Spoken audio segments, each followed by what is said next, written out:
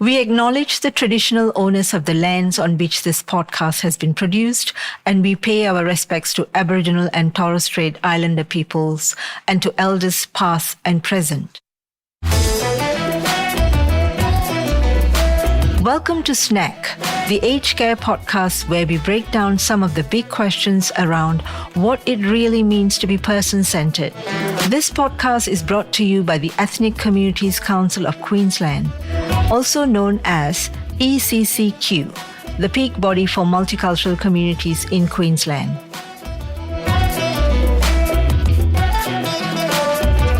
In this episode, we will hear from Anyuon Liai from ECCQ's Multicultural Advisory Service and Adhel Deng. Adhel is a South Sudanese community member who is caring for her mum in a regional town in Queensland. She explains her experiences and challenges in accessing culturally appropriate care.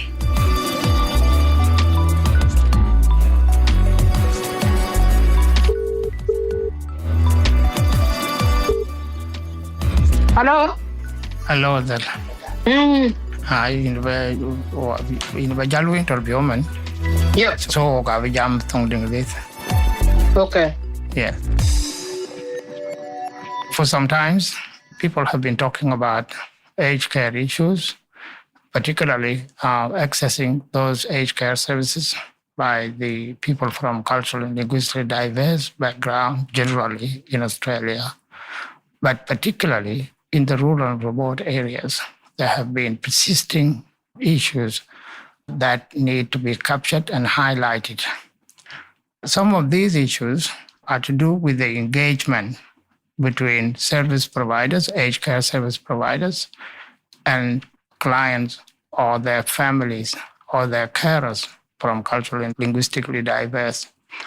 I understand that your mother is on level 4 CHSP, which is Commonwealth Home Support Program, and you have been supervising that as the services are being delivered to her.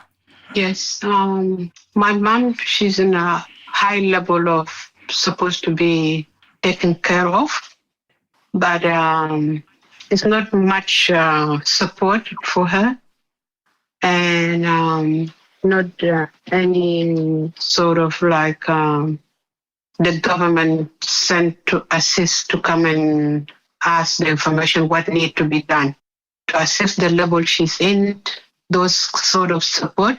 Has the service provider been engaging with you as the primary care person, the family member? Has there been ongoing contact? No. Is the support worker of your cultural background? No. I think that's one of the main issues in the rural and remote areas when it comes to accessing culturally appropriate care from service providers. Adhel, has aged care service providers been engaging with the community members? Did you see that? Do they inform you of what services yourself and your mother could be eligible to access? No, they don't inform us, not only my mother, and also I'm a community leader. I see that in my community, a lot of elder people, older people, they struggle. Not much information to deliver to community for us to know that we can assist the older people to support them. Because of the background of those older people, they don't know the system. Adhel now provides some suggestions as to how service providers could help community members in understanding what services are available to them. It's like the community leaders should be given a training, like a network. They can know what is available for all the people, that what is the services around, where to go, we should be trained and that we can look after our older people in the community. And also, the older person needs someone from the language because of the language barrier to work with her because to him or her from their language, from their community. Adhel, has there been respite services accessible to your mother? Not at all. Not only my mother, not happened to my mother, but for others of elder people in my community, nothing is like that. No. Nothing. So you don't actually get a respite. Is that because there are no culturally appropriate respite centers that offer programs that could be more culturally responsive? No. It'd be really good if they can offer something like that for our community in general. Sometimes I have a problem. I need something like that for my mother, and I don't found that. So language and lack of knowledge are some of the major barriers for accessing the services.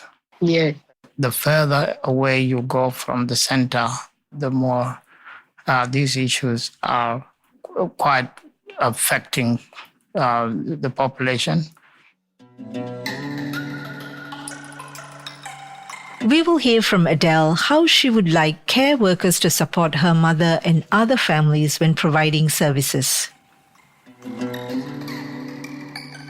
We need to work together with the family, like me and the disability employer, to work with the family together. That could be arranged, and knowing community who will be fit to work with her.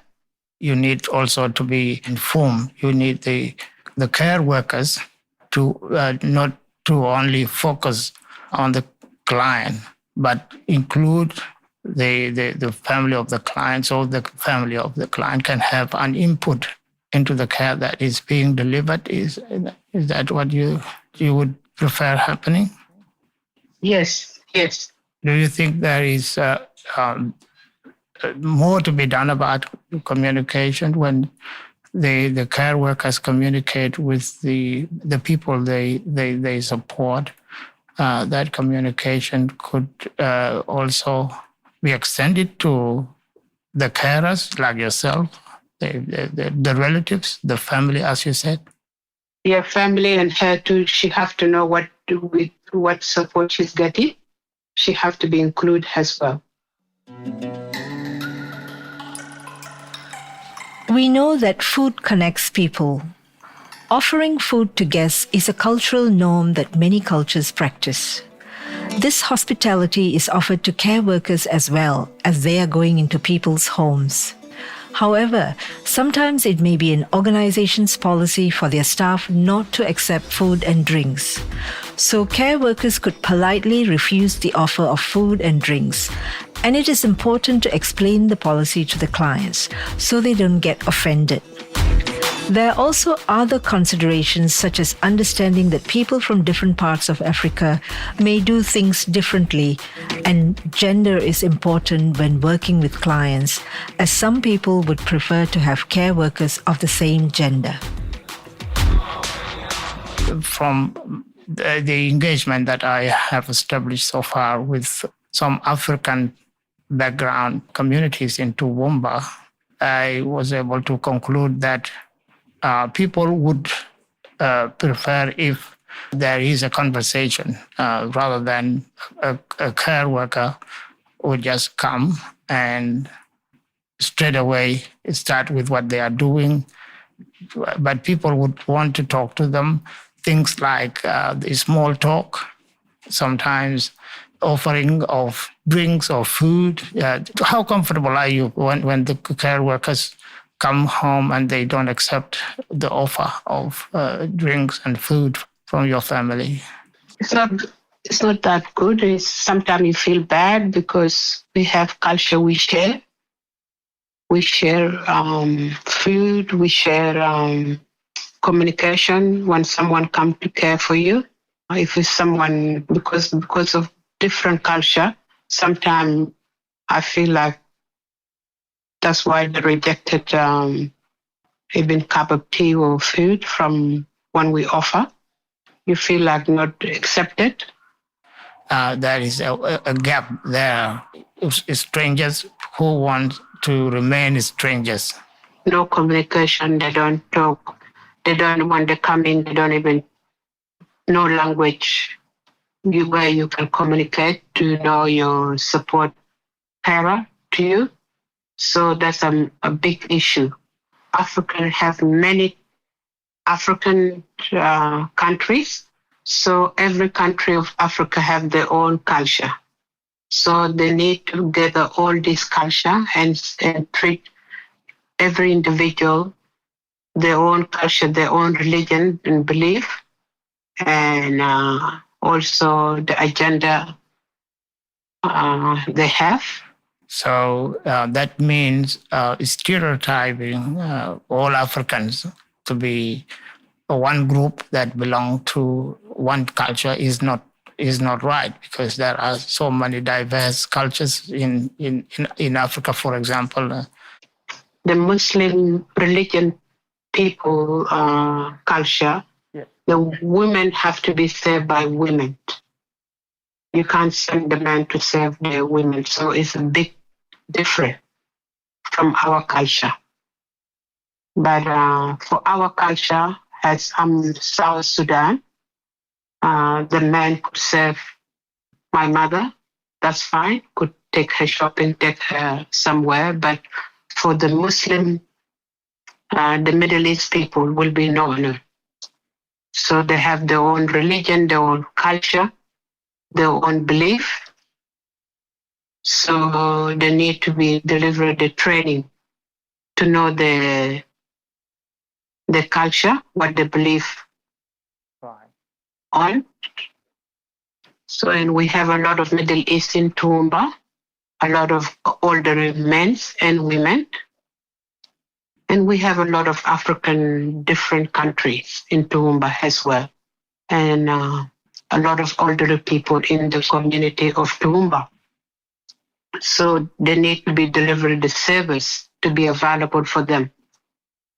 I've seen some older people in Toowoomba communities, some of them already really old. They're looking for respite because but they don't have that available. Sometimes it's really, really hard for the daughter. If daughter is going away or working, it's very hard. Do you think the service provider that is looking after your mom has been adequately using interpreters to communicate with your mom, or? No, we don't have interpreter around. That's a big issue as well. We used to have an organization called On Call many years ago, and that been because we didn't have them around anymore, and we don't have interpreter at all.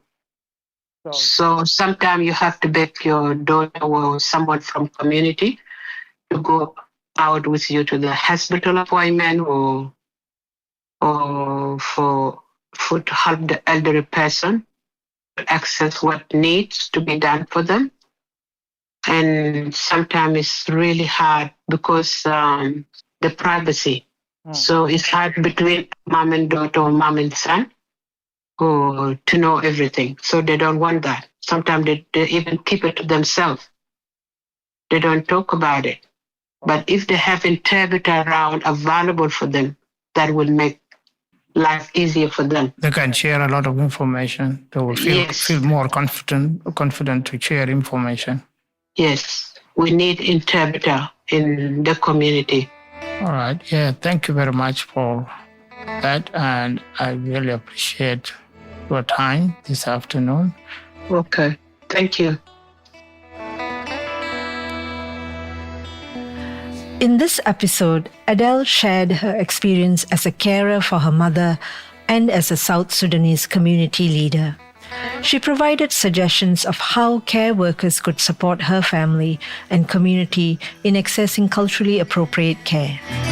Adhel also said that it would be helpful to have more knowledge of what services are available, having bicultural staff, and easy access to professional interpreters. African communities are not homogeneous, and people from different parts of Africa may do things differently. Do have a conversation with the clients and ask if you're not sure. It is important for care workers to have knowledge about clients' different cultures, and ECCQ's Multicultural Advisory Service can help. We offer training on a range of topics relating to cultural diversity, including cultural briefings. View our professional development flyer to find out more. This link, as well as other relevant sources, are available in the show notes. Join us for the next episode of Snack to hear more about caring for culturally and linguistically diverse people. Funding for this podcast has been provided by the Council on the Aging Queensland Home Care Workforce Support Consortium as part of the Home Care Workforce Support Program, which was funded through grant funding from the Australian Government.